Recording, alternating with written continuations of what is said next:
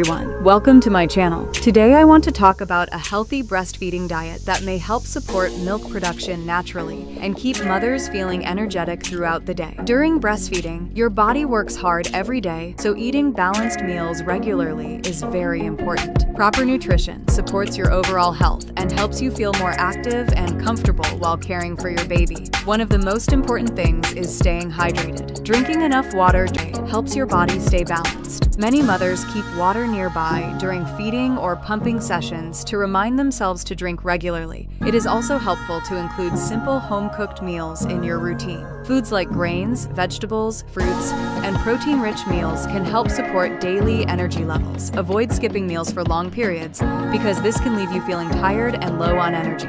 Eating regular meals and light snacks during the day may help you feel more stable and refreshed. Rest is another important factor. Even short breaks during the day can support recovery.